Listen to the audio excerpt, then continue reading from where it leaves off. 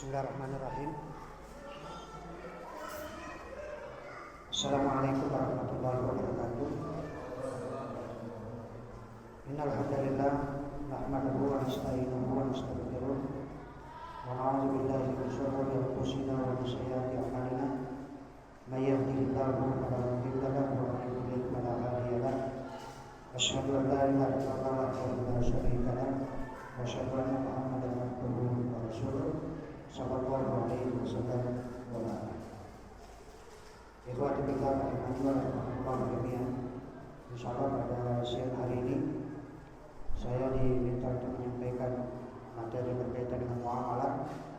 Walaupun muamalah itu sebenarnya luas sekali, baik itu muamalah dalam arti ibadah, yang di dalamnya ada unsur ibadah, nanti berkaitan dengan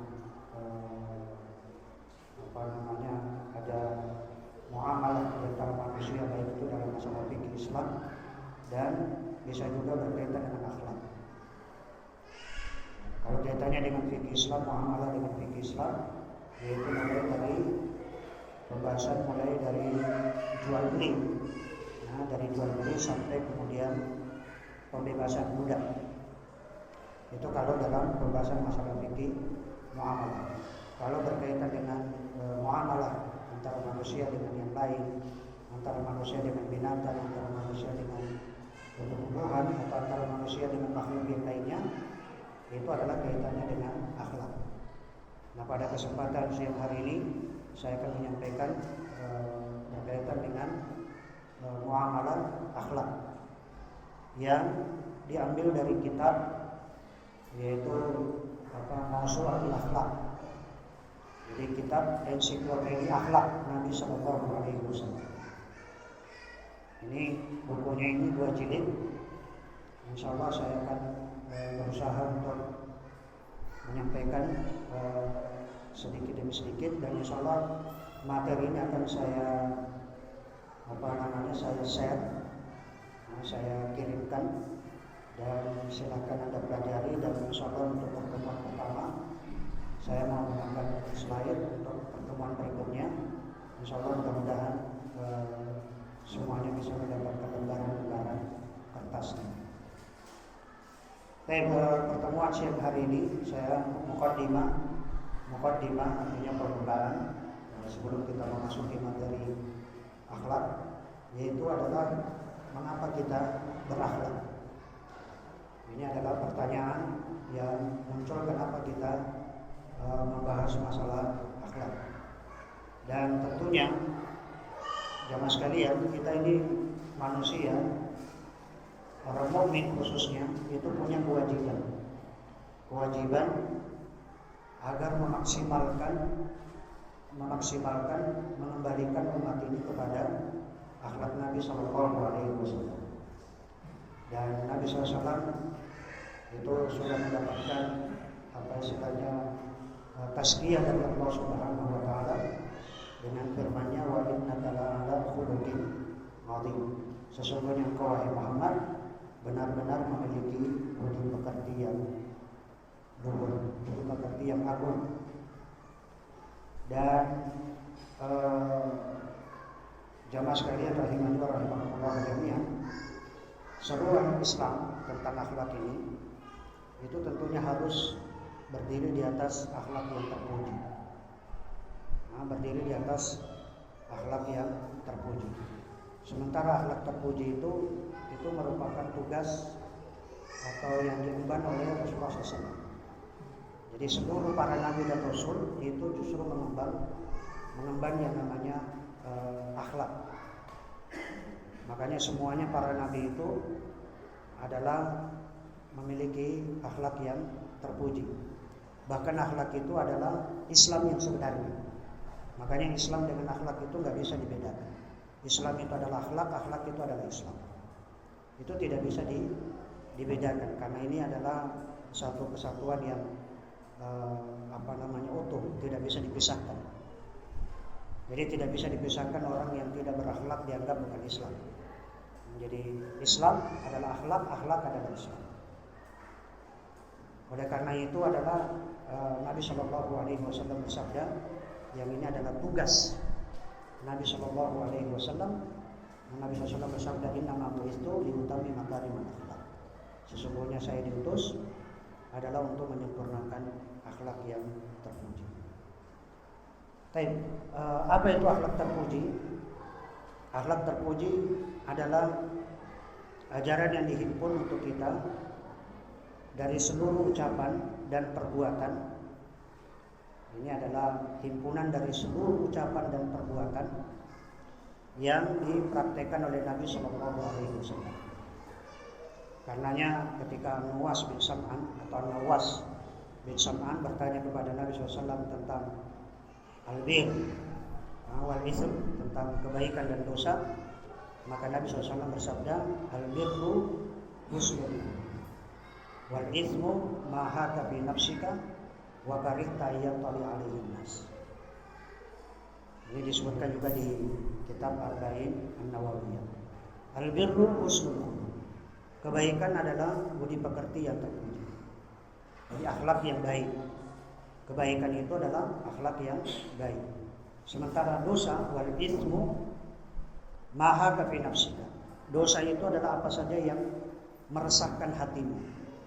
Jadi apa yang hati kita ini resah, maka itulah dosa. Makanya Nabi SAW itu kan setiap ada kesalahan bagi Nabi SAW, ya, kesalahan tentunya bukan kesalahan yang besar bagi Nabi. Setiap kesalahan yang dilakukan oleh Nabi SAW itu mesti hatinya gelisah. Hatinya beliau gelisah. Dan ini banyak kita lihat dari hadis-hadis Nabi SAW ketika beliau melakukan kesalahan.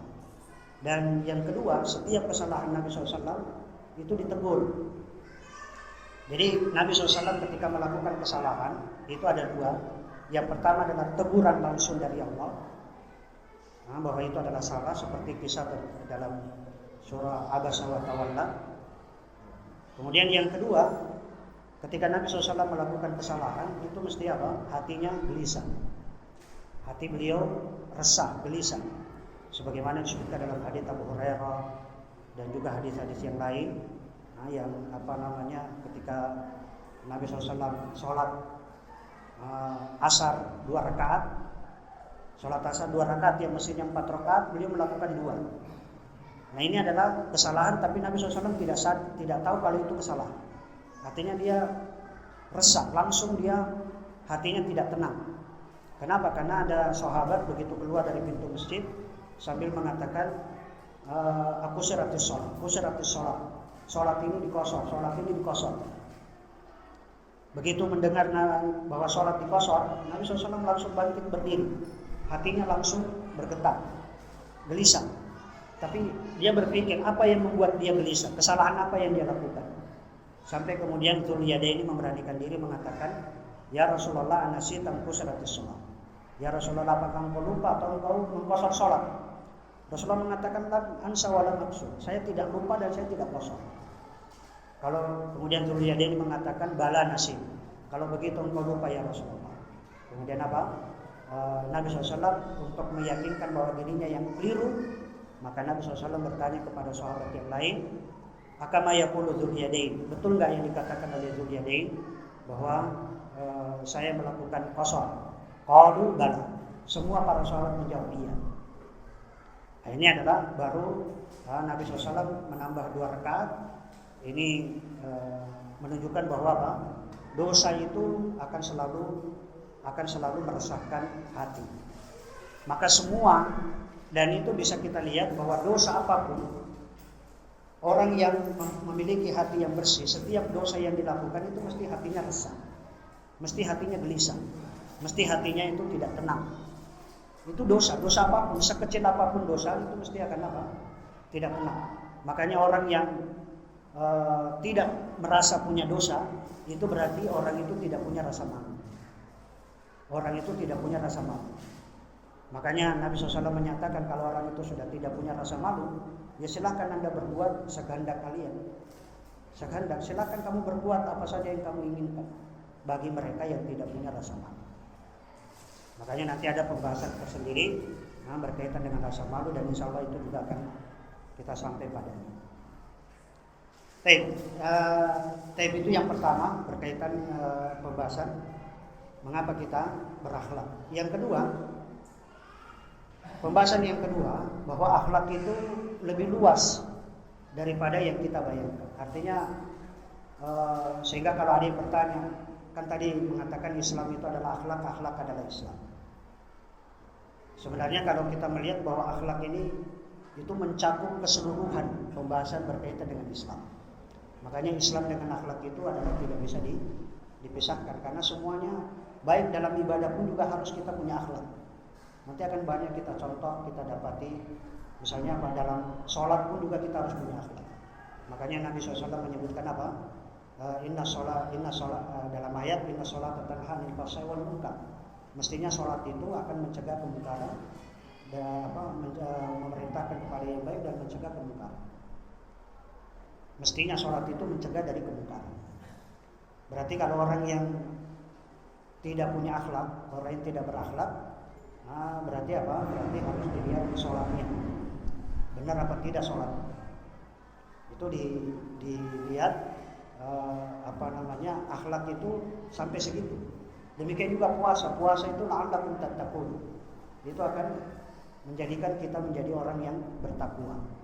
Berarti semua, termasuk haji pun juga demikian, termasuk zakat itu punya akhlak. Termasuk kita bersedekah, jangan kita mengungkit-ungkit pemberian. Apa yang sudah kita berikan itu jangan kita ungkit. Itu kan berarti apa? Itu menunjukkan di situ ada akhlak. Akhlak dalam sedekah. Orang yang bersedekah kemudian dia ungkit-ungkit sedekahnya itu kan tidak ada faedahnya. Artinya akhlaknya menjadi rusak. Tapi ini akhlak ini lebih luas pembahasannya, bahkan lebih luas dari apa yang kita bayangkan. Bahkan masuk dalam bab akidah, akhlak itu juga masuk dalam bab akidah, masuk juga dalam bab muamalah, masuk dalam bab ibadah. Dalam semua sisi kehidupan akhlak itu masuk. Termasuk juga dalam akidah pun juga kita punya akhlak. Jangan dibedakan antara orang yang manhajnya benar tapi akhlaknya jelek. Itu tidak bisa. Tetap harus apa? Orang yang memiliki akhlak, orang yang memiliki manhaj yang sahih, maka dia tetap harus punya akhlak yang baik. Dia tetap harus berakhlak yang baik. Jadi jangan dibedakan antara akidah dengan akhlak, jangan dibedakan antara akhlak dengan muamalah, jangan dibedakan antara akhlak dengan ibadah, akhlak dengan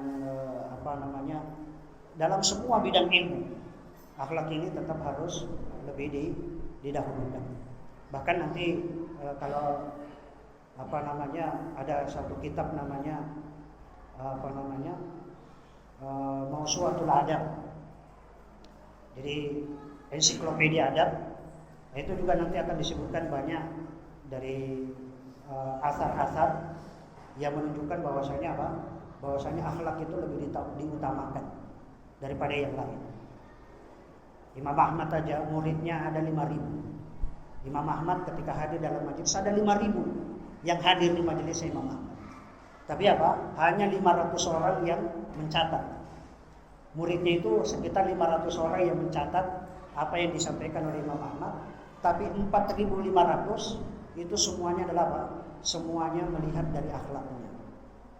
Semuanya melihat dari akhlaknya. Artinya dia mengambil faedah itu dari akhlaknya Imam Ahmad. Itu dari 4.500. Dia mengambil faedah dari akhlak. Demikian juga dengan Imam Malik. Imam Malik aja ketika ditanya tentang satu hukum dia tidak tahu, dia mengatakan wallahu a'lam. Saya tidak tahu, wallahu a'lam. Kemudian ada murid yang mengatakan saya jauh-jauh datang hanya untuk minta fatwa, kok dapatnya cuma wallahu a'lam. Ya katakan aja, sebarkan aja bahwa ketika Imam Malik ditanya tentang sesuatu dan dia tidak bisa menjawab, dia mengatakan apa? Katakan bahwa Imam Malik itu mengatakan wallahu a'lam. Itu kan menunjukkan akhlak. Dalil yang menunjukkan bahwa akhlak ini lebih luas sebagaimana disebutkan dalam surah Al-Baqarah, laisal birra an tuwallu wujuhakum qibala al-masyriqi wal maghrib, walakinnal birra man amana billah. Artinya masuk dalam akidah. Man amana billahi wal yawmil akhir wal malaikati wal kitabi wan nabiyyin. wa atal mala ala hubbihi dzawil qurba wal yatama wal masakin wa ibnas sabil was-sa'ilina wa fir riqab wa aqama as-shalah wa ata az-zakah wal mufuna bi ahdihim idza ahadu was-sabirina fil ba'sa'i wad dharra wa hina al-ba's ulaika alladziina shadaqu wa ulaika humul muttaqun.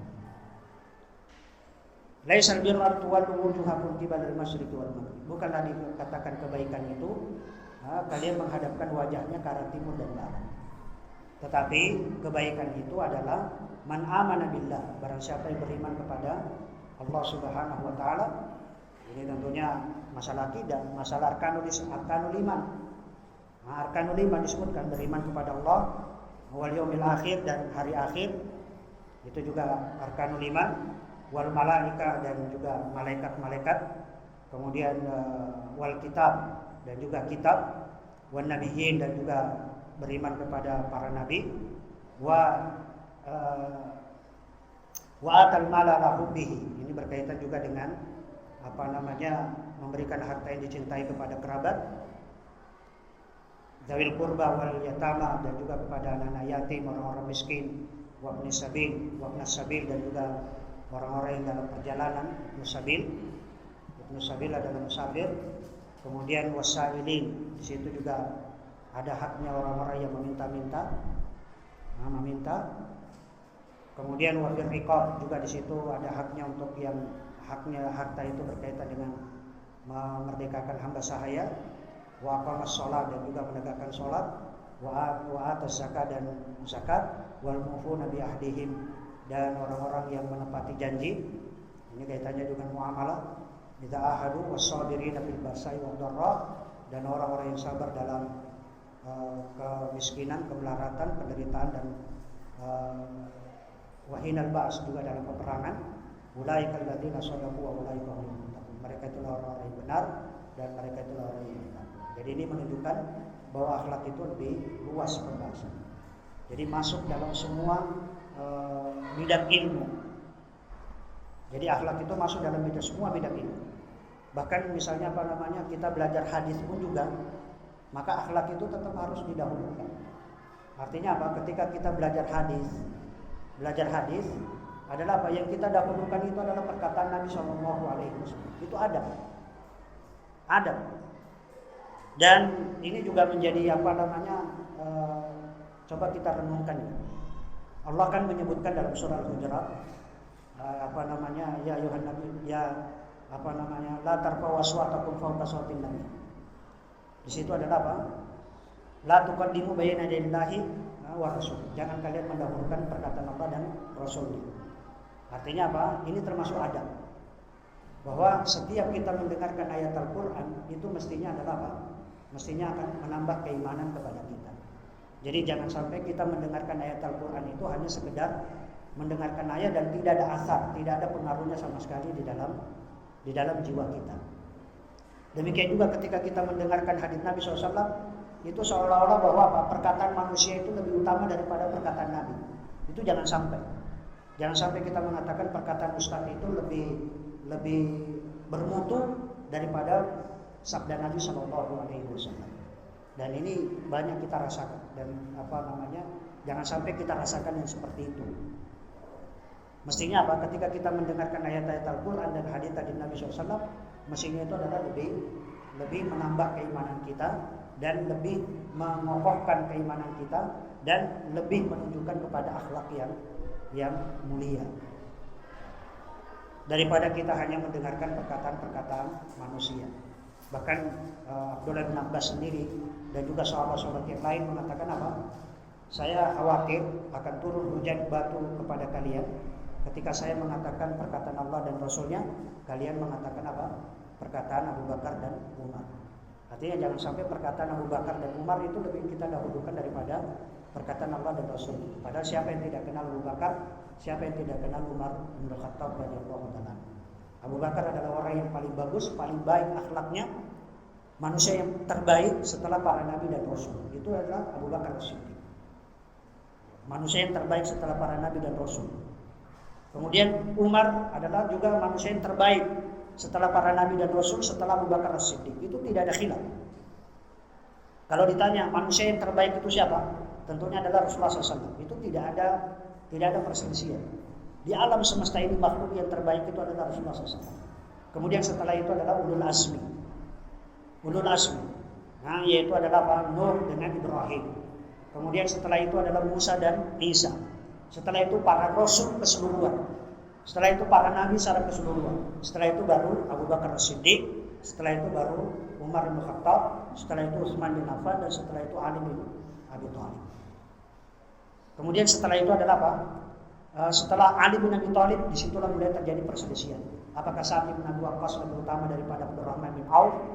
Zubair bin Awwam lebih utama daripada Tolha? Yang lainnya itu adalah baru mulai terjadi perselisihan. Tapi kalau 4 yang awal disebutkan itu adalah tidak ada khilaf kalau mereka adalah yang terbaik. Kemudian Allah Subhanahu wa taala ketika mendefinisikan albir yaitu kebaikan, yaitu adalah apa? Dengan menjalankan seluruh keyakinan dan ibadah yang disebutkan di dalam ayat itu. Jadi kebaikan itu, akhlak itu adalah dalam semua, dalam masalah, dalam beriman kepada Allah, hari akhir, kemudian kita beriman dalam kitab, dalam nabi, kepada nabi. Nah, ini juga termasuk nanti adab-adab yang banyak kita pelajari. Makanya di situ ada, kalau adab itu ada 2 kitab yang bagus, yaitu Fikih Adab Muhammad Salhub. Kemudian yang kedua adalah Ensiklopedi Adab Al-Mawsu'atul Adab. Ada juga yang kitab Al-Adab Syar'iyyah. Itu adalah kitab-kitab yang berkaitan dengan adab. Ada juga kaitannya dengan yang berkaitan dengan itu adab. Nah, kalau kaitannya dengan akhlak, nah ini adalah yang kita pelajari pada siang hari ini adalah Mawsu'atul Akhlak. Jadi kebaikan itu adalah kita menjalankan seluruh keyakinan dan ibadah yang disebutkan di dalam ayat tersebut. Termasuk sholat, zakat, termasuk kita sedekah, itu semuanya adalah kaitannya dengan akhlak. Dan juga Nabi SAW bersabda, kebaikan itu adalah akhlak yang terpuji. Dan kita temukan, Anda bisa temukan bahwa akhlak terpuji itu mempunyai konsep yang lebih luas dan lebih komprehensif dibandingkan dengan apa yang kita bayangkan dan kita yakini. Jadi kalau yang kita yakini sekarang ini, kita mengatakan akhlak itu kan hanya kaitannya dengan hubungan manusia dengan manusia. Tapi itu jauh lebih besar, jauh lebih luas lagi. Pembahasan akhlak itu bukan hanya hubungan manusia dengan manusia, tapi hubungan manusia dengan seluruh makhluk. Bahkan bagaimana kita berakhlak kepada jin, bagaimana kita berakhlak kepada malaikat pun juga kita punya kewajiban. Kita punya kewajiban berakhlak kepada malaikat, berakhlak kepada jin, kepada syaitan. Contohnya misalnya apa? Kalau kepada malaikat yaitu adalah apa? Nabi SAW dalam hadis misalnya apa? Janganlah kalau kalian memang pengen meludah di dalam sholat, maka apa? Fala yabusukan qibala wajhi. Jangan kalian meludah ke arah kiblat. Kenapa? Karena kalian sedang bermunajat kepada Allah Subhanahu wa taala. Kalian sedang berhadapan dengan Allah. Meludah ini termasuk akhlak. Jadi kalau kita sedang sholat, sebenarnya di luar sholat pun juga Syalbani mengatakan apa? Al-musaffu dihatal qiblah khotiyah. Meludah ke arah kiblat itu kan termasuk dosa. Itu hadisnya sahih yang disahihkan oleh Syalbani dalam kitab Tamamul Minna. Meludah itu sudah punya akhlak. Kalau sedang sholat, maka jangan kalian meludah di hadapan kalian, karena kalian sedang berhadapan dengan Allah. Jangan juga kalian meludah di sebelah kanan. Kenapa? Karena di sebelah kanan itu ada malaikat yang mulia. Tapi meludahlah di sebelah kiri bagian bawah. Meludahlah di kiri tahta rijlihil yusra. Meludahlah di sebelah kiri bagian bawah. Ini termasuk adab ketika kita terhadap malaikat. Kenapa dalam hadis yang lain juga kenapa tidak boleh kita meludah sebelah kanan, sebelah kiri? Karena kanan kiri kita ini ada 2 malaikat. Ada 2 malaikat di kanan kita kini. Yakni Raqibun Atid. Walaupun nanti Raqib dan Atid ini apakah itu nama dari malaikat? Ini juga masih terjadi perselisihan di antara para ulama. Demikian juga dalam masalah misalnya jin. Jin, kita bermuamalah dengan jin aja. Misalnya dalam hadis, satu contoh hadis. Rasulullah SAW menyebutkan ketika ada ular masuk ke dalam rumah kalian, maka apa? Jangan langsung dibunuh. Ular itu jangan langsung dibunuh. Padahal ular termasuk hewan yang diperintahkan oleh syariat membunuhnya. Sebagaimana disebutkan dalam hadis Abu Hurairah, "Uqtulu al-aswadaini fi shalah." Bunuhlah dua yang berwarna hitam di dalam sholat. Apa itu? Al-hayyat, al-aqrab wal hayyat. Ular dan kalajengking. Itu di dalam sholat kita diperintahkan untuk dibunuh. Bahkan dalam sholat aja kita diperintahkan untuk membunuh ular. Tapi ketika apa? Dalam hadis yang lain, ketika Nabi SAW menyatakan apabila ada ular masuk ke dalam rumah kalian, maka apa? Maka jangan langsung dibunuh, tapi usir dulu. Diusir. Kalau ular itu pergi, berarti itu adalah apa? Dia ular beneran. Tapi kalau itu adalah diusir kok tidak mau pergi, nah itu harus hati-hati. Harus hati-hati. Artinya apa? Nabi SAW juga kita menyebutkan bahwa di situ nanti apa? Boleh jadi itu adalah jin yang menyerupai. Demikian juga larangan dari Nabi SAW walaupun hadis ini dhaif, yaitu apa? Nah, Rasulullah SAW mayubala fil juhur. Rasulullah SAW melarang kita mengencing di lubang-lubang. Jadi kalau kita misalnya di tanah ada lubang, maka jangan kencing di situ. Kenapa? Boleh jadi di situ apa? Yang tersakiti itu ada hewan yang tersakiti, ada hewan yang di dalamnya tersakiti. Juga dalam perkataan para ulama bahwa di situ mungkin tempat jin. Di situ juga adalah apa? Mereka murka, mereka tidak senang kalau mereka apa? Dikencing. Maka ini walaupun hadisnya itu adalah dhaif, artinya tapi di situ ada adab. Ada adab bahwa apa? Kita dilarang untuk kencing di lubang. Karena itu akan menyakiti makhluk.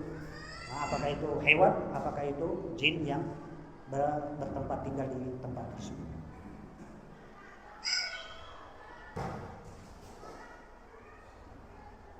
Kemudian bentuk akhlak yang terpuji bersama Allah, yaitu dengan cara menjalankan penjelasan dari bagaimana akhlak kita kepada Allah, yaitu menjalankan penghambaan kepada Allah, tidak menyekutukan sesuatu dengan Allah, mematuhi perintah dan larangan. Nanti ada satu pembahasan tersendiri ya berkaitan dengan bahwa perintah itu lebih besar dosanya kalau kita melanggar.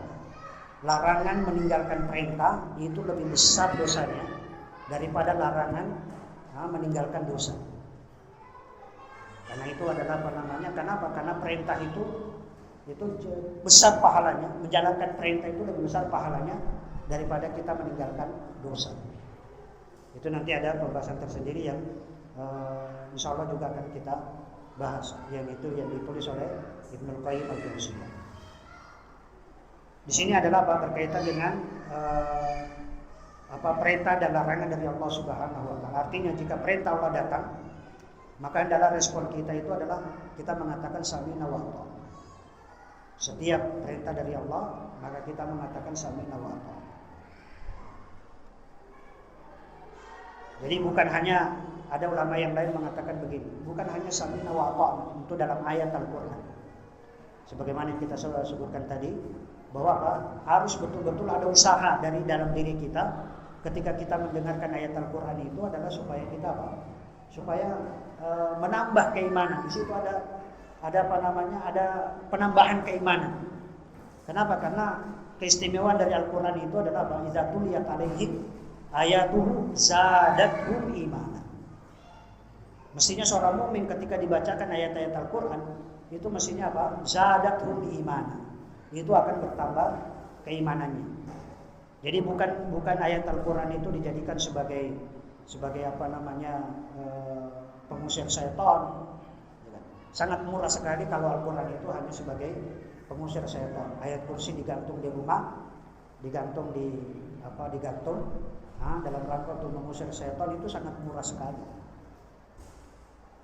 Bahkan fatwa Lajnah Daimah melarang kita menggantungkan ayat-ayat Al-Qur'an itu di rumah. Ayat-ayat Al-Qur'an digantungkan di rumah, apapun tujuannya, menggantungkan ayat-ayat Al-Qur'an di rumah itu tetap tidak boleh. Apakah itu dalam rangka untuk hiasan, kaligrafi, itu juga tetap tidak boleh, karena itu bentuk menghinakan ayat-ayat Al-Quran. Karena ayat Al-Quran bukan sebagai pajangan, Al-Quran itu bukan sebagai pengusir setan, Al-Quran itu bukan sebagai alat. Nah, itu bukan semuanya. Jadi Al-Quran itu adalah ketika kita mendapatkan perintah dari Allah dan Rasul dari Allah. Nah, apabila perintah itu datang, maka kita respon dengan mengatakan sami'na wa ata'na. Dan jika larangan dari sisi Allah turun, maka adalah tanggapan kita adalah kami dengar dan kami berhenti. Artinya kami berhenti dari larangan-larangan tersebut. Sebagaimana Allah berfirman, wa ma kana lil mu'minin wa la mu'minatin idza qada Allahu wa rasuluhu amran ay yakuna lahum khiyara min amrihim wa may ya'sillaha wa rasulahu faqad dhalla dhalalan. Dan tidaklah pantas bagi laki-laki yang mukmin dan perempuan yang mukmin apabila Allah dan Rasulnya telah menetapkan suatu ketetapan, akan ada pilihan yang lain bagi mereka tentang urusan mereka. Dan barang siapa yang mendurhakai Allah dan Rasulnya, maka sungguh ia telah tersesat, dan sesatnya itu adalah kesesatan yang nyata. Adapun akhlak kepada Rasulullah SAW, yaitu dengan mencintai dan mengikuti beliau. Mencintai dan mengikuti beliau, mematuhi perintahnya, tidak mendahului beliau dalam semua ucapan dan perbuatan, dan tidak mengeraskan suara melebihi dari suara Nabi.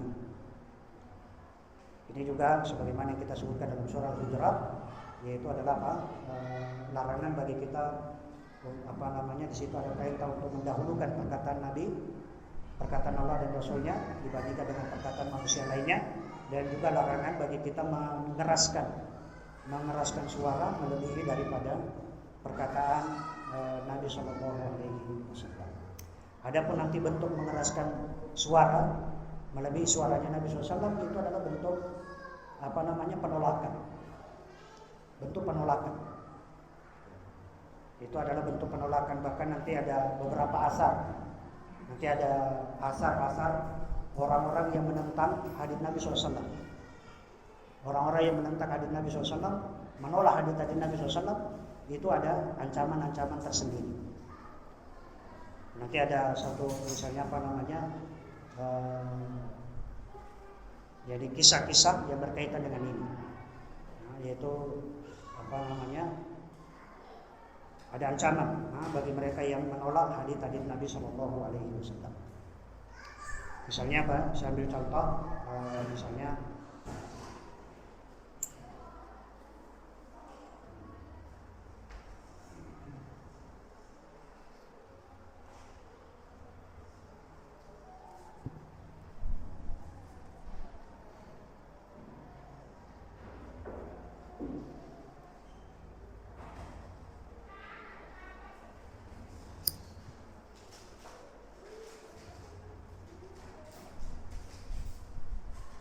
ini contoh kisah ya. Ini contoh kisah sebagaimana disebutkan oleh Imam Az-Zahabi. Dia menceritakan dari Al-Qadhi Abu Thayyib. Suatu kali kami pernah taklim pengajian di Masjid Jami' Al-Mansur. Tiba-tiba datang seorang pemuda dari Khurasan menanyakan perihal masalah Al-Musarraf serta meminta dalilnya sekaligus. Pertanyaan pemuda ini pun dijawab dengan membawakan hadis dari Abu Hurairah tentang pemuda yang bermadzhab Hanafiyah ini mengatakan dengan nada mencela.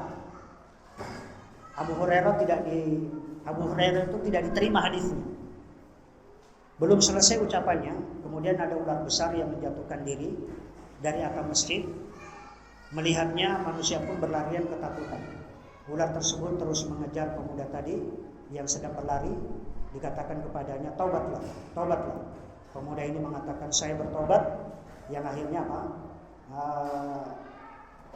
Yang akhirnya ular itu pun hilang, tiada membawa bekas. Ini adalah Al-Imam Az-Zahabi mengomentari sanadnya para tokoh imam. Sanadnya ini adalah para tokoh imam.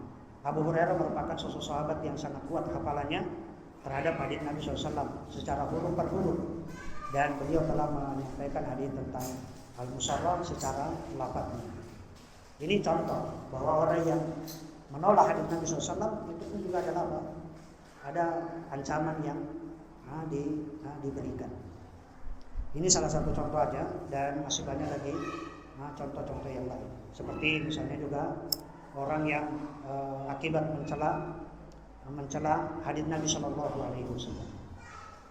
Seperti yang diceritakan oleh Imam Muhammad bin Ismail, menyebutnya dalam kitabnya Syarah Sahih Muslim. Saya mendengar dalam sebagian hikayat bahwa ada sebagian dari ahlul bidah ketika mendengar hadis Nabi SAW, "Idza qama ahadukum minal lail, fala yaghmis yadahu fil ina'i hatta yaghsilaha thalatha marrat, fa innahu la yadri aina batat yaduhu." Apabila salah seorang di antara kalian bangun dari tidurnya, maka janganlah dia memasukkan tangannya ke dalam bejana sehingga dia mencucinya terlebih dahulu, sebab dia tidak tahu di mana tangannya semalam itu menginap atau bermalam. Hadits riwayat Imam Muslim. Ini juga terdapat dalam Umdatul Ahkam, di hadis Umdatul Ahkam berkaitan dengan hadis yang keempat, hadis dari Abu Hurairah. Nah, ada ahlul bidah ini dengan nada mencela berkomentar. Dia seorang ahlul bidah, dia mau mengomentari hadis ini. Saya tahu kok tangan saya di mana bermalam. Dia tentunya tangan saya di atas kasur. Dia komentarnya begini. Saya tahu tangan saya di mana. Tangan saya di atas kasur. Maka tak kala dia bangun pagi hari, ternyata dia memasukkan tangannya ke duburnya sampai siku-sikunya. Kemudian Imam At-Taimi mengomentari kisah di atas, maka hendaknya seorang itu takut dari merendahkan sunnah Nabi SAW. Lihatlah kesudahan mereka yang sangat mengenaskan. Itu sampai tangannya itu masuk ke duburnya. Itu kenapa? Karena bentuk penghinaan terhadap hadits Nabi SAW. Al-Imam An-Nawawi juga membawakan kisah di atas dan menyebutkan ada mirip dengan kasus ini adalah apa yang fakta yang terjadi di zaman kita sekarang ini, dan beritanya mutawatir serta telah sahih menurut para hakim bahwa ada seorang yang berakidah jelek dari kota Busra pada tahun 665 Hijriah. Dia punya seorang anak yang soleh. Suatu hari anaknya datang dari gurunya yang soleh membawa siwak. Ayahnya mengatakan dengan nada mengejek, mencela, "Gurumu memberimu apa?" Jawab sang anak, "Siwak ini." Kemudian lalu sang ayah mengambil siwak tersebut dan meletakkan di duburnya sebagai bentuk penghinaan. Nah, selang beberapa hari ayah tersebut mengeluarkan dari duburnya sejenis ikan. Lalu setelah itu atau selang 2 hari berikutnya orang itu meninggal dunia. Ini adalah bentuk kisah terhadap orang-orang yang mencela hadits Nabi SAW. Baik, kita kembali bahwa ini adab kepada Rasulullah SAW.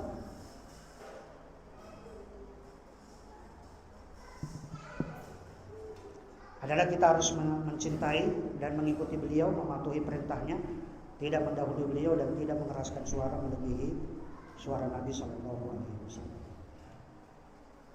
Sementara akhlak terhadap kitabullah, yaitu dengan membacanya, mentadaburinya, mengamalkan isinya, dan menjadikan rujukan hukum dalam setiap kasus besar maupun kecil.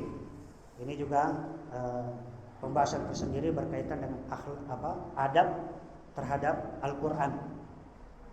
Jadi adab terhadap Al-Quran. Termasuk juga di dalamnya adab terhadap Al-Quran itu adalah apa? Adalah jangan sampai kita mengatakan begini. Ketika kita lupa terhadap satu ayat, kemudian kita mengatakan nasitu artinya saya lupa. Itu enggak boleh. Enggak boleh Anda mengatakan kepada Al-Quran nasitu, saya lupa. Tapi ucapkanlah nusitu, saya telah dilupakan. Kalau Anda mengatakan nasitu berarti ada unsur kesengajaan kita melupakan ayat Al-Quran. Maka tidak boleh kita mengatakan nasitu, tapi ucapkanlah nusitu, saya telah dilupakan. Ini bentuk adab. Sebab kalau kita mengatakan nasi itu terhadap ayat Al-Quran, itu kita seolah-olah meremehkan Al-Quran. Artinya itu adalah kesalahan diri kita, maka kita mengatakan nusitu, saya yang dilupakan oleh Al-Quran. Demikian juga misalnya adab terhadap Al-Quran itu adalah misalnya yaitu larangan membuka Al-Quran itu pakai ludah. Nah, larangan membuka Al-Quran itu lembaran-lembaran Al-Quran pakai ludah. Kalau kitab yang lain masih mungkin. Tapi kalau untuk Al-Quran itu adabnya tidak boleh kita membuka Al-Quran itu dengan ludah. Nah, misalnya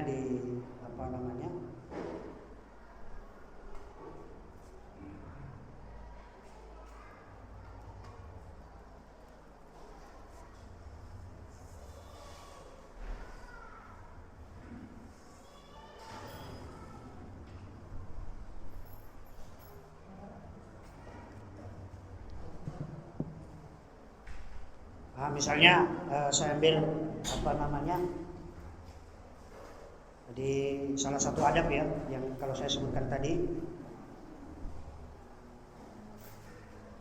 Nah, kalau ini adab terhadap Al-Quran, yaitu adalah tentunya ikhlas ketika kita membaca Al-Quran. Yang kedua, mengamalkan kandungan Al-Quran. Adapun mengamalkan kandungan Al-Quran itu banyak sekali. Nah, di antaranya adalah menghalalkan. Nah, kita harus menghalalkan apa yang dihalalkan di dalam Al-Quran. Ini termasuk adab. Jadi kita menghalalkan apa yang dihalalkan di dalam Al-Quran, dan kita mengharamkan segala apa yang diharamkan di dalam Al-Quran.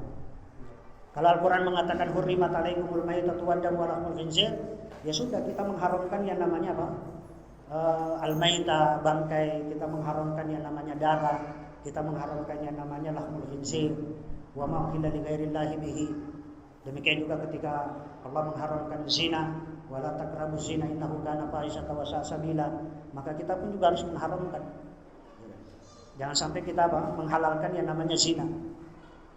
Dan na'udzubillahi min dzalik, misalnya orang-orang yang menghalalkan kalau zina saja itu adalah haram, bagaimana dengan zina homoseksual, gay, lesbi, ya kan? Kemudian ini termasuk lebih besar dosanya.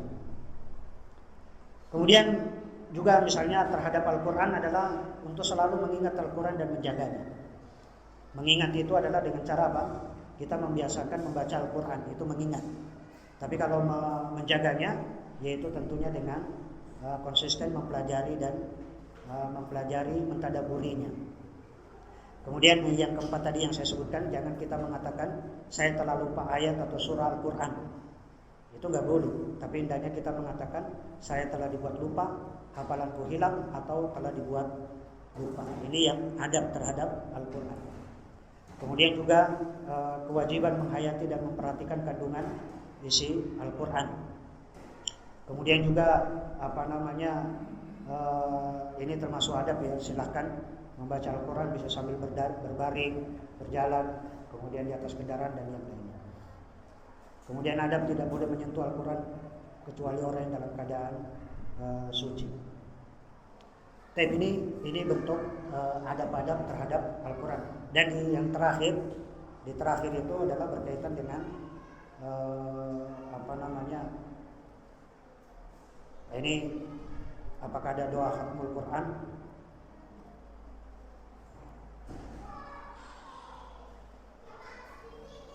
Nah, ini termasuk tidak disukai menggantungkan ayat Al-Quran di dinding dan selainnya. Tapi itu akhlak terhadap kitabullah. Kemudian selanjutnya adalah bagaimana akhlak kita terhadap malaikat, yaitu dipraktekkan dengan cara setiap orang di antara kita yakin bahwa ia selalu disertai oleh malaikat. Ingat, kita harus selalu dimanapun kita berada, bahwa malaikat itu akan senantiasa menyertai kita. Ada dua malaikat yang menyertai kita dan tidak pernah meninggalkan kita. Dan dia selalu mencatat setiap ucapan dan perbuatan. Apapun ucapan dan perbuatan yang kita lakukan, maka malaikat ini selalu akan mencatat. Maka dengan begitu akan lahir sifat malu, untuk melakukan perbuatan maksiat. Kenapa? Karena maksiat itu akan dicatat oleh malaikat yang bertugas untuk itu. Lebih dari itu, akhlak ini akan menambah keinginan untuk melakukan berbagai kebaikan yang akan mendekatkan kepada Allah Subhanahu wa Ta'ala. Jadi misalnya makhluk Allah, memang malaikat itu adalah makhluk yang paling mulia. Jadi manusia itu kan berada di tengah-tengah. Makanya kan ajaran Islam itu, syariat Islam itu adalah selalu berada di tengah-tengah. Bahkan kita sendiri manusia, penciptaan manusia itu berada di tengah-tengah antara malaikat dengan iblis. Malaikat itu adalah makhluk yang selalu taat kepada Allah Subhanahu wa Ta'ala, wa yaf'alun dan dan dia selalu mengerjakan ketaatan. Itu malaikat. Dan dia selalu mengerjakan apa yang diperintahkan. Wa yaf'aluna ma yu'marun. Dia selalu mengerjakan apa yang diperintahkan. Itu malaikat. Dan ada malaikat yang kalau sudah sujud, dia sudah sujud sampai hari kiamat. Ada malaikat yang tawaf, dia akan tawaf terus-menerus sampai hari kiamat. Ada malaikat yang tugasnya mencatat, dia sudah tugasnya mencatat. Apakah dia berbilang ataukah dia cuma satu, itu adalah jangan sampai kita dengan akal. Loh, kalau 5 miliar manusia, berarti ada 10 miliar malaikat yang mencatat. Ini adalah kekuasaan, tidak boleh kita tanyakan. Sesuatu hal yang ini adalah pertanyaan yang tidak boleh. Karena ini pertanyaan gaib. Pertanyaan yang gaib itu pun juga akan dijawab kalau memang itu nyata. Kalau misalnya nyata itu misalnya Al-Quran menyebutkan bahwa jumlah malaikat itu 2 kali daripada jumlah manusia. Sementara tidak ada satupun ayat. Atau juga hadis Nabi SAW mengatakan bahwa jumlah malaikat itu 2 kali lipat dari jumlah manusia. Itu pun juga tidak ada dalil. Jadi kita tidak perlu menanyakan. Berarti kalau 5 miliar manusia berarti 10 miliar malaikat. Ini jangan. Kemudian akhlak yang terpuji bersama manusia yaitu dipraktikkan dengan cara apa? Bitalqin wajhi talqin. Dengan wajah yang ceria. Jadi jangan wajah kita kepada manusia kita dengan wajah yang cemberut, wajah yang tidak suka. Mestinya adalah sifat manusia itu, akhlak yang terpuji kepada manusia itu selalu ditunjukkan dengan wajah yang penuh dengan kasih sayang, wajah yang tenggang rasa, sopan santun, menyerukan dakwah kepada orang yang baik dan juga kepada orang yang jahat. Dan para ulama menyatakan begini, dakwah itu bukan hanya kepada orang yang baik. Kalau dakwahnya kepada orang yang baik, itu termasuk salah satu ciri-ciri tanda kiamat. Jadi kalau kita dakwahnya kepada hanya orang baik saja, sementara orang yang jahat kita tidak dakwai, orang yang jelek kita tidak dakwai, ini adalah termasuk ciri-ciri tanda kiamat. Jadi ya, dakwah itu adalah kepada orang yang baik dan kepada orang yang jahat. Tapi juga bukan menjilat dan cari muka. Sebagaimana Allah berfirman kepada Musa dan Harun ketika menegaskan mereka untuk menemui Fir'aun dan menyerunya untuk bertauhid, faqula lahu qawlan layyinan la'allahu yatadhakkaru aw yakhsha. Maka berbicaralah kamu berdua kepadanya Fir'aun dengan kata-kata yang lemah lembut. Dakwah kepada Fir'aun saja. Fir'aun adalah orang yang kita katakan salah satu makhluk Allah yang berbuat dosa, bermaksiat. Itu pun juga perintah Allah perintahkan kepada Nabi Musa dan kepada Harun untuk berdakwah kepada Fir'aun. Mudah-mudahan dia sadar atau dia tahu. Demikian juga Nabi Ibrahim dakwah kepada bapaknya Azar. Demikian juga artinya dakwah dari para nabi dan rasul. Nabi Nuh berdakwah kepada istri dan anak-anaknya, dia dakwai, tapi akhirnya kemudian menolak. Nabi Lut juga mendakwai istri dan anak-anaknya, akhirnya pun juga menolak dakwanya Nabi. Jadi tidak semua keluarga Nabi, jangan dianggap bahwa keluarga Nabi itu semuanya adalah baik-baik, tidak. Keluarga Nabi itu pun juga ada yang ada yang jelek sebagaimana yang keluarga Nabi Nuh, keluarga Nabi Lut.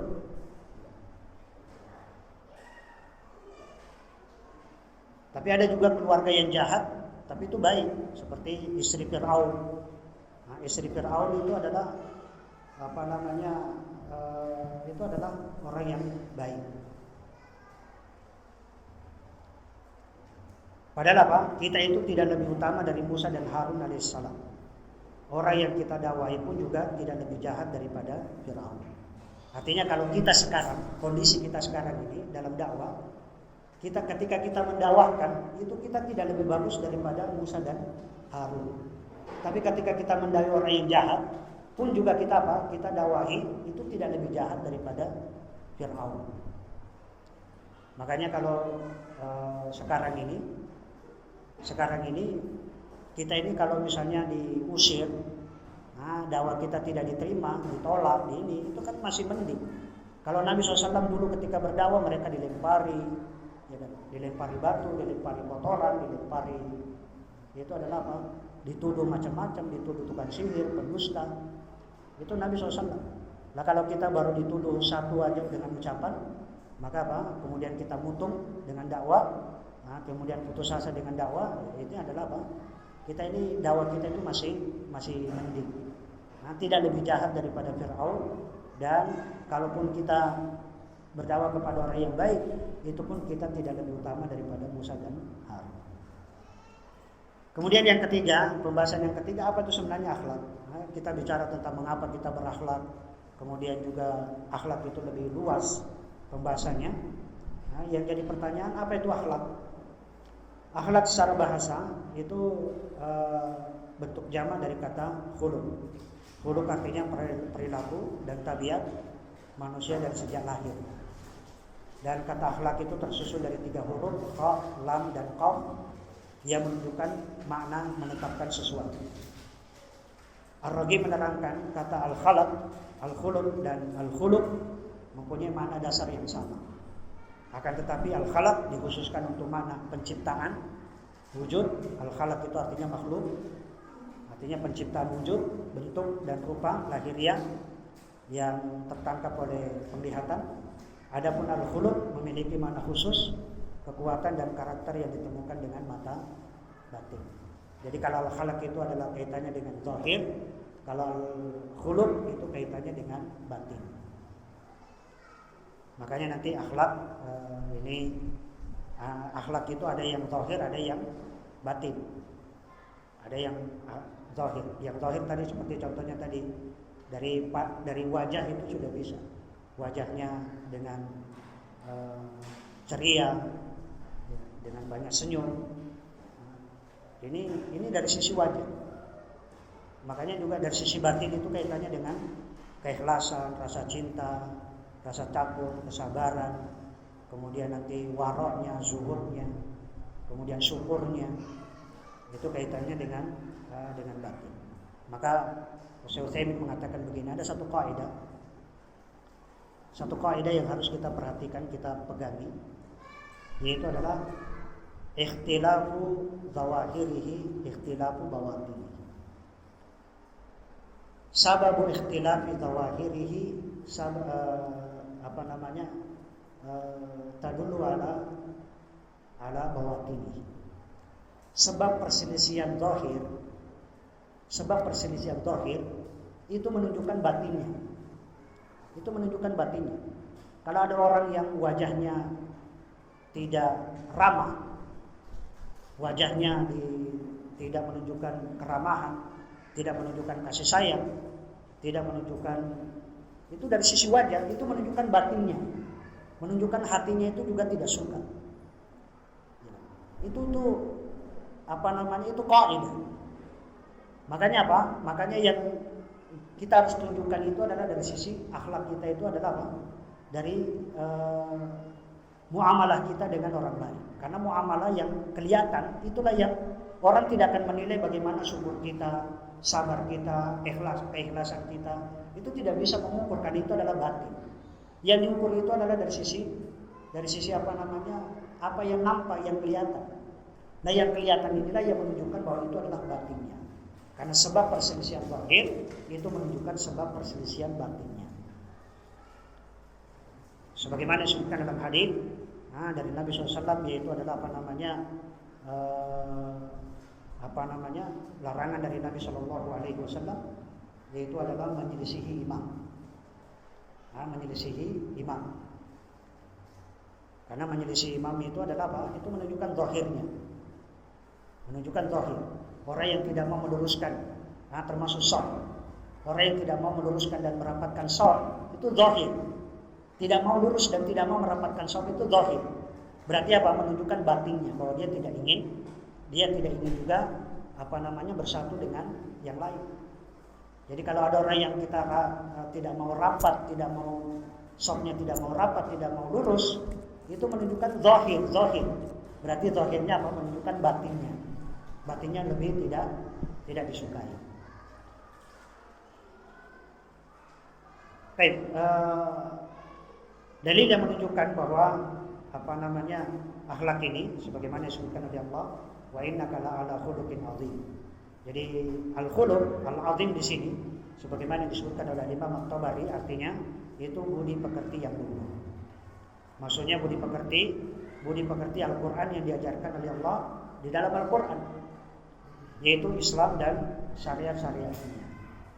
Jadi makna ini diriwayatkan juga oleh Ibn Abbas dalam tafsirnya firman Allah, dan sesungguhnya engkau adalah benar-benar berbudi pekerti yang luhur, artinya beragama yang luhur, yaitu Islam. Ini adalah akhlak itu adalah Islam, sebagaimana yang kita sebutkan tadi. Islam itu adalah akhlak itu adalah Islam. Sebagaimana juga diriwayatkan oleh Mujahid tentang firman Allah, yaitu khuluqun 'adzim, berbudi pekerti yang luhur. Dia berkata itu adalah agama, ad-din. Jadi budi pekerti yang luhur yaitu adalah ad-din. Dan Aisyah radhiyallahu taala ketika ditanya tentang akhlaknya Nabi SAW, beliau mengatakan khuluquhu al-Qur'an. Akhlaknya Nabi SAW itu adalah Al-Qur'an. Kemudian Al-Mawardi menjelaskan al-khuluqul 'adzim itu punya 3 pengertian. Pertama, khuluqul 'adzim artinya adab terhadap Al-Qur'an. Kemudian yang kedua, al-khuluqul 'adzim artinya juga adalah akhlak terhadap agama Islam. Dan al-khuluqul 'adzim yang ketiga artinya apa? Perilaku yang mulia. Ini adalah penafsiran yang zahir, yang disebutkan oleh Imam Al-Mawardi. Demikian juga dalam yang disampaikan oleh Al-Fairuz Sabani, dia menyatakan perlu diketahui agama ini seluruhnya budi pekerti. Siapa yang bertambah budi pekertinya kepadamu, maka agamanya bertambah kepadamu. Akhlak dibangun di atas 4 pilar: sabar, berani, adil, dan menjaga kehormatan atau iffah. Ini akhlak dibangun di atas 4 ini, yaitu sabar, berani, adil, dan menjaga kehormatan. Kemudian selanjutnya Al-Fairuz Sabani menjelaskan bahwa setiap pilar dari 4 pilar ini itu membangun budi pekerti yang luhur, membangun budi pekerti yang lain. Sabar misalnya, itu memuat sikap menanggung derita, menahan amarah, menyingkirkan bahaya, tabah, lembut, tidak gegabah dan tergesa-gesa. Orang yang sabar itu kan sebenarnya juga termasuk adabul istinja. Kemudian juga menambahkan bahwa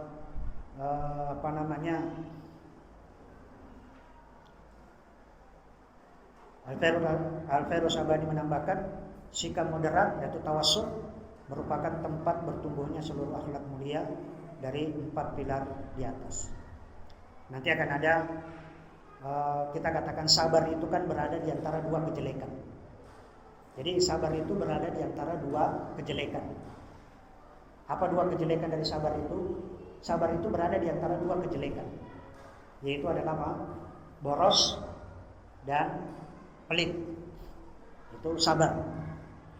Sabar berada di antara 2 itu.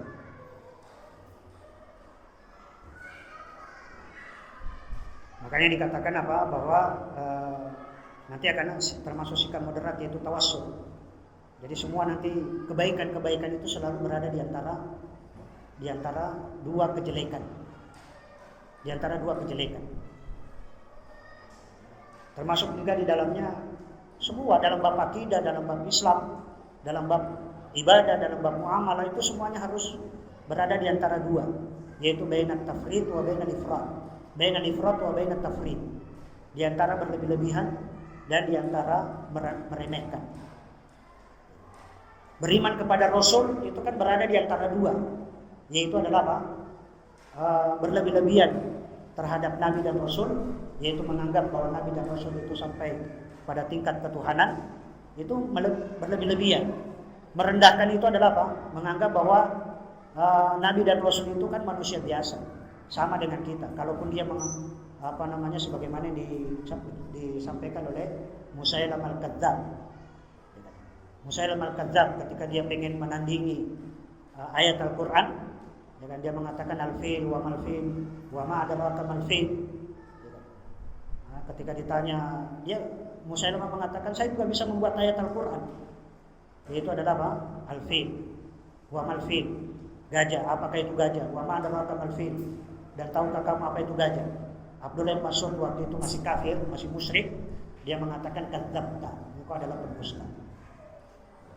Itu adalah pendusta karena tidak bisa ayat Al-Quran itu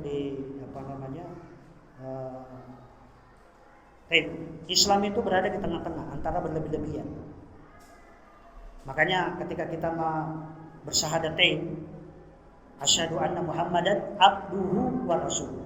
Kalimat abduhu wa rasuluh ini adalah bahwa kita berada di tengah-tengah. Jadi jangan sampai mengatakan bahwa Muhammad itu adalah apa? Abduhu, hanya sebagai hamba, sebagai manusia biasa. Jangan kalian menganggap bahwa Muhammad itu hanya sebagai manusia biasa. Itu adalah dan bahwa Muhammad itu sebagai hamba dan juga sebagai rasul. Rasul itu adalah apa? Kalau hamba itu jangan sampai kita meremehkan, dan kalau rasul itu jangan sampai kita melebihkan. Itu adalah beriman kepada.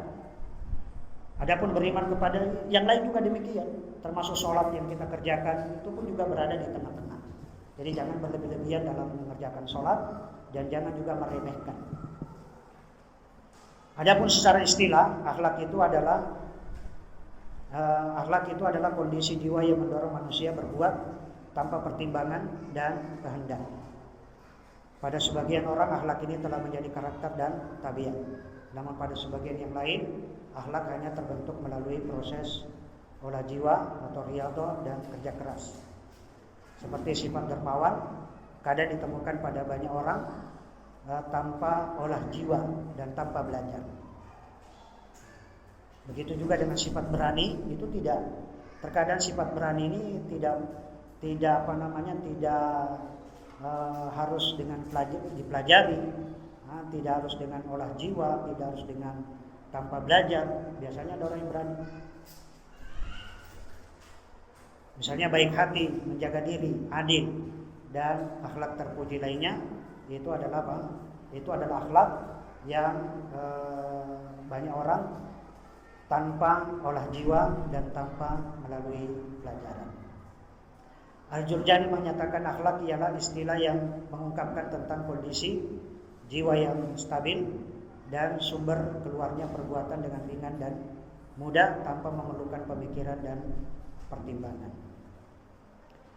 Tapi ini pengertian akhlak menurut istilah. Kemudian apa yang dimaksud dengan akhlak Islami? Akhlak Islami adalah merupakan navigasi menuju kehidupan sejahtera dan jalan untuk menjalin interaksi sesama insan. Kalau akhlak Islami ini adalah wasilah, petunjuk untuk kita berinteraksi antara satu manusia dengan yang lainnya. Dan navigasi tersebut dituntut memiliki konten kemanusiaan dan bertujuan untuk meraih puncak kebahagiaan. Sebagian dari peneliti akhlak mendefinisikan akhlak dalam persepsi Islam sebagai berikut adalah kompilasi berbagai prinsip dan akidah yang sistematis sebagai tata aturan kehidupan manusia yang dibatasi oleh wahyu Akhlak Islami bertujuan untuk mengatur kehidupan manusia dan membatasi hubungan dengan yang lain dengan cara yang dapat merealisasikan tujuan kepada manusia dalam bentuk yang paling sempurna. Adapun yang kelima, adapun konsep akhlak yang disampaikan oleh Syekhul Islam Ibnu Taimiyah, ini materinya nanti silakan diminta sama Ustaz Surono ya. Materinya sudah.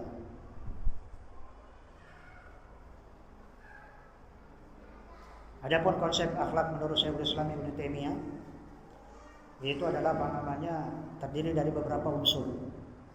Yang pertama adalah akhlak menurut Syekhul Islam, keimanan kepada Allah semata sebagai Sang Maha Pencipta.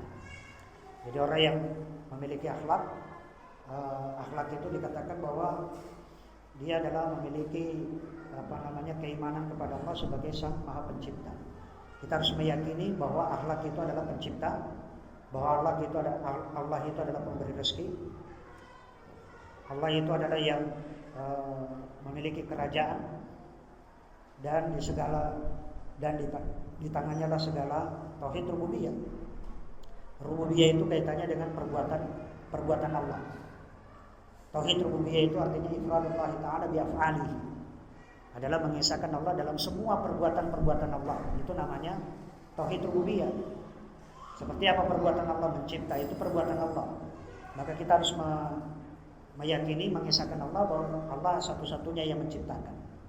Pemberi rezeki, kita harus meyakini bahwa Allah yang memberikan rezeki, bukan makhluk. Tidak ada makhluk yang bisa mendatangkan rezeki. Kemudian juga yang berkuasa, yang memiliki kerajaan, maka kita harus meyakini bahwa Allah yang punya kekuasaan menghidupkan, mematikan. Kemudian ini semuanya adalah tauhid rububiyah. Yang kedua adalah, jadi konsep akhlak menurut Syekhul Islam Ibnu Taimiyah adalah ma'rifatullah. Ma'rifah yang didasari bahwa hanya Allah semata berhak yang disembah. Ini adalah tauhid uluhiyah. Tauhid uluhiyah itu adalah ifradullah ta'ala bi af'alil ibad. Ifradullah ta'ala bi af'alil ibad. Mengesahkan Allah dalam seluruh perbuatan-perbuatan hamba. Apa perbuatan hamba? Perbuatan hamba itu adalah sholat misalnya. Maka sholat itu hanya ditujukan kepada Allah. Perbuatan hamba itu adalah puasa, perbuatan hamba itu adalah zakat, perbuatan hamba itu adalah haji, perbuatan hamba itu adalah berdoa, perbuatan hamba itu adalah istighatsah, perbuatan hamba itu adalah isti'anah, perbuatan hamba itu adalah nadar, perbuatan hamba itu adalah ya kita katakan menyembelih, itu perbuatan hamba. Maka semua bentuk-bentuk perbuatan hamba ini itu adalah apa? Hanya ditujukan kepada Allah Subhanahu wa taala, dan itulah yang disebut dengan tauhid uluhiyah. Kemudian yang ketiga kata Syekhul Islam Ibnu Taimiyah, cinta Allah dengan cinta yang menguasai seluruh perasaan insan sehingga tidak ada lagi yang dicintai selain Allah. Artinya dia menjadikan cinta Allah itu melebihi dari segala-galanya. Bahkan cinta kepada Allah itu melebihi daripada kecintaan kita kepada istri, kepada anak-anak kita sekalian, bahkan kepada kedua orang tua kita sekalipun. Walaupun kepada kedua orang tua, anak, istri itu kecintaan kepada Allah itu lebih didahulukan daripada kecintaan kepada anak. Sebagaimana Nabi Ibrahim, kalau bukan karena cintanya kepada Allah, tentunya dia tidak akan menyembelih putranya, Nabi Ismail. Ini adalah apa? Dan juga Rasulullah SAW, kalau tidak karena kecintaan kepada kedua orang tuanya Nabi SAW, sehingga Nabi SAW terus-menerus memintakan ampun kepada Allah agar kedua orang tuanya diampuni, tapi ditegur oleh Allah. Ya. Artinya Allah tidak akan mengampuni kedua orang tuanya. Ini adalah artinya itu adalah bentuk kecintaan. Jadi kecintaan kita adalah apa? Kecintaan kepada Allah itu lebih kita dahulukan daripada kecintaan orang tua, bahkan anak dan istri. Kemudian yang keempat, cinta ini berkonsekuensi bahwa setiap insan muslim berorientasi pada satu tujuan, yaitu mewujudkan keridhaan Allah Subhanahu wa taala serta kesediaan mewujudkan keridhaan ini dalam segala hal kecil maupun besar. Kemudian yang kelima, orientasi yang menisayakan seorang insan melalui sifat egois, yang melampaui sifat egois, dorongan hawa nafsu dan tipu daya dunia ini. Itu merupakan potensi yang menyediakan terwujudnya pandangan yang objektif dan berhubungan langsung dengan hakikat segala sesuatu atau paling tidak mendekatinya. Inilah syarat-syarat inti hukum tentang akhlak. Yang keenam, kata Syekhul Islam Ibnu Taimiyah, ketika pandangan langsung dan objektif terhadap segala hal dan hakikat telah terwujud, otomatis perilaku dan perbuatan pun menjadi akhlak pada level pertama. Yang ketujuh, bahwa ketika perbuatan telah menjadi akhlak pada level pertama, berarti kita telah berada pada jalur perwujudan dan pencapaian kesempurnaan Islam. Kemudian pembahasan yang keenam, ini berkaitan dengan bahwa seluruh ibadah itu terikat dengan akhlak terpuji. Nah, sebagaimana saya katakan sholat 5 waktu, Nabi SAW mengatakan apa? Idza sami'tumul adzan, idza sami'tumul iqamah. Kalau kalian mendengarkan iqamah, ini termasuk akhlak. Kalau kalian mendengarkan iqamah, apa kata Nabi SAW? Maka apa? Famshu ila shalah. Maka segeralah kalian berjalan menuju ke masjid. Tapi apa? Alaikum bisakinati wal waqar. Tapi hendaknya kalian berjalan dengan tenang dan berwibawa. Alaikum bisakinati wal waqar. Wal waqar itu sampai menunjukkan apa? Dicontohkan oleh para sahabat itu tangannya di belakang. Sebab kalau tangannya di belakang itu berarti jalannya pelan. Itu menunjukkan apa? Wal waqar. Alaikum bisakinah wal waqar. Jangan lari, jangan terburu-buru. Karena lari itu nanti madaratnya besar. Madaratnya besar. Masa sholat sambil ngos-ngosan misalnya. Itu akan akan ada madarat yang besar. Demikian juga disebutkan dalam ayat Al-Quran, Inna sholata tanha 'anil fahsya'i wal munkar. Sesungguhnya sholat itu mencegah daripada perbuatan keji dan mungkar. Itu termasuk akhlak. Dalam puasa Allah menyebutkan la'allakum tattaqun. Mudah-mudahan kalian menjadi orang yang bertakwa. Dan juga Nabi SAW mengatakan as-shaumu junnah. Puasa itu adalah perisai. Perisai itu benteng. Apabila seorang darimu berpuasa, maka janganlah dia berkata kotor, wala yasrab, wala yajhal. Kalau ada yang mengatakan mencela kalian, mencaci maki, atau orang yang ingin membunuhnya, maka hendaklah dia berkata, inni shaim. Katakan saya sedang berpuasa, saya sedang berpuasa. Itu dalam puasa pun juga ada akhlak. Artinya dalam semua ibadah pun juga harus disertai dengan akhlak. Demikian juga Nabi SAW bersabda, barang siapa yang tidak meninggalkan perkataan dosa dan justru melakukannya, maka Allah itu tidak butuh dengan makan dan minumnya. Allah tidak akan butuh makan dan minumnya, tidak butuh puasanya. Tetap dia berpuasa kalau masih berkata bohong, masih melakukan dosa. Demikian juga dalam haji. Haji pun juga di situ ada akhlak, yaitu adalah apa? Fala rafatha wala fusuqa wala jidala fil haji. Tidak boleh ada apa? Jangan sampai di haji itu ada kata-kata rafath, kata-kata jorok. Tidak boleh ada kata-kata fusuk, jangan berbuat maksiat.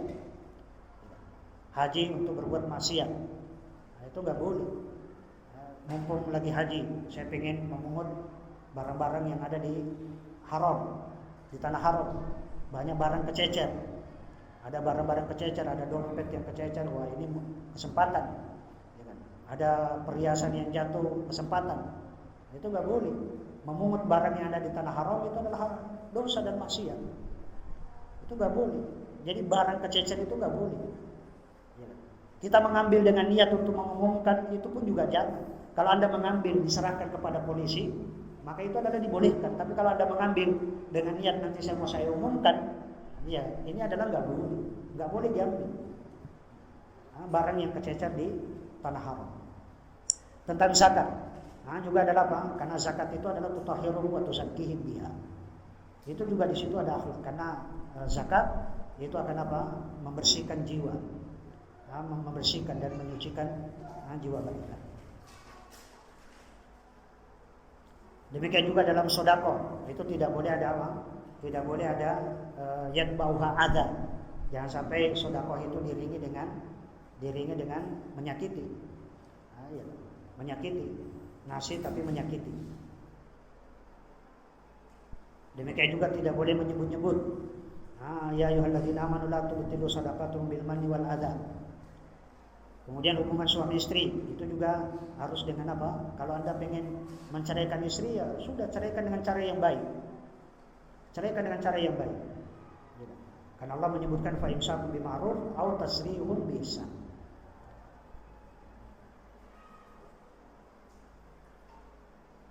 Demikian juga perintah untuk mempergauli keluarga istri dengan cara yang baik. Wa ashiruhunna bil ma'ruf. Pergaulilah istri-istri kalian dengan cara yang ma'ruf. Ya, ma'ruf itu ada dua. Ma'ruf itu adalah sesuai dengan syariat, ma'ruf. Yang kedua adalah ma'ruf sesuai dengan uruf. Jadi berbuat baik sama istri itu di samping kepada secara syariat, bahkan secara adab pun juga iya. Secara hukum al-uruf. Demikian juga dalam jual beli. Dalam jual beli juga kita harus punya akhlak. Jangan apa? Tidak boleh ada gis. Tidak boleh, jangan sampai dalam dagang itu ada gis, ada penipuan, ada unsur riba di dalamnya. Karena haramnya muamalah itu kan sebenarnya haramnya gis, penipuan, kebohongan. Kemudian riba, ada unsur riba di dalamnya. Ada unsur menzalimi. Ya kan? Kemudian ada unsur ini syarat zatnya. Syarat zatnya itu adalah haram. Jadi haramnya muamalah itu ima haramnya karena zatnya, ima haramnya karena di situ adalah unsur penipuan, ima haramnya karena di situ adalah memutuskan silaturahim, memutuskan kekerabatan, ima sebabnya haram itu adalah muamalah karena di situ ada unsur riba di dalamnya, atau juga ada unsur yang menzalimi orang lain. Apa saja tanda-tanda akhlak terpuji? Akhlak yang terpuji tandanya yang baik, yaitu yang pertama jarang berseteru. Ini jarang berseteru. Kemudian melayani dengan cara yang baik, tidak mencari kemewahan. Kemudian membenahi keburukan yang pernah dilakukan. Kemudian mudah memaklumi. Mudah memaklumi artinya selalu memberikan udzur kepada saudaranya. Saudaranya itu sampai ya kita berikan udzur, berikan alasan. Kemudian juga akhlak yang terpuji tandanya adalah menanggung derita. Kemudian kembali kepada Allah dengan mencemooh nafsu. Kemudian fokus melihat kekurangan pribadi, bukan aib orang lain. Jadi jangan sibuk dengan cari aib orang lain. Pribadi kita sendiri aja sudah mestinya kita sibukkan dengan kekurangan pribadi kita. Jangan kita sibuk dengan cari aib orang lain. Kemudian berwajah ceria, baik pada yang tua maupun yang muda. Kemudian yang ke-10 berbicara sopan santun, bicara santun baik kepada bawahan maupun kepada atasan. Saya kira itu, wallahu taala a'lam. Ini adalah pembahasan berkaitan dengan akhlak. Insyaallah pada pertemuan yang berikutnya kita akan masuk ke ikhlas, pembahasan tentang ikhlas. Aku qouli hadza, astagfirullah li wa lakum. Assalamualaikum warahmatullahi wabarakatuh.